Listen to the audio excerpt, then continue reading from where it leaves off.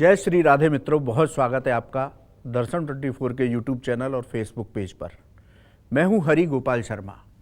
मित्रों, आज बात करेंगे अखंड सौभाग्य के महाव्रत पर्व की, यानी कि वट सावित्री व्रत।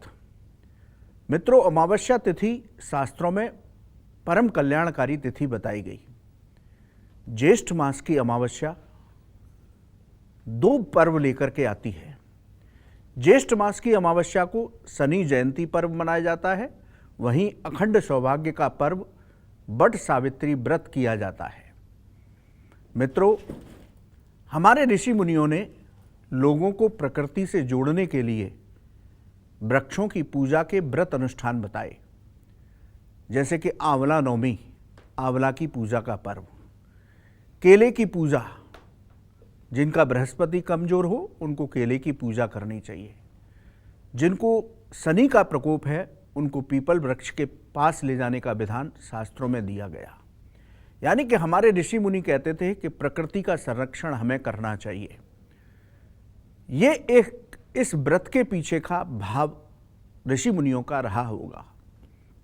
मित्रों, वट सावित्री व्रत में अखंड सौभाग्य का वरदान प्राप्त होता है। इसकी कथा सावित्री और सत्यवान से जुड़ी हुई है। यदि उस कथा के सार में जाएं तो सावित्री ने न सिर्फ अपने पति के प्राण यमराज से वापस पाए थे, बल्कि उन्होंने 3 वरदान मांगे। अपने अंधे सास ससुर के लिए नेत्र ज्योति मांगी, यमराज जी ने इसका वरदान दिया। यानी कि इस व्रत को करने से सौभाग्यवती महिलाओं के परिवार में आरोग्यता होती है। दूसरा वरदान उन्होंने पाया कि मेरे सास ससुर और पति का राजपाट जैसे छिन गया, हमारे घर में जैसे दरिद्रता आ गई, वो दरिद्रता दूर हो जाए। दूसरे वरदान पर भी यमदेव ने उनको वरदान दिया। तो इस व्रत को करने से घर में सुख शांति समृद्धि के साथ स्थिर लक्ष्मी का वास होता है। तीसरा उन्होंने जो वरदान मांगा कि मैं यमराज जी से कहा कि मैं अपने पति के 100 पुत्रों की मां कहलाऊं। तो यमराज जी ने ये भी वरदान दिया और उनको उनके पति सत्यवान के प्राण वापस करने पड़े। इससे अखंड सौभाग्य का वरदान महिलाओं को प्राप्त होता है। मित्रों, इस बार वट सावित्री व्रत बहुत दिव्य संयोग में आया है। शनि अपनी स्वराशि कुंभ में विराजमान है, गज केसरी योग बना हुआ है, सस योग बना हुआ है।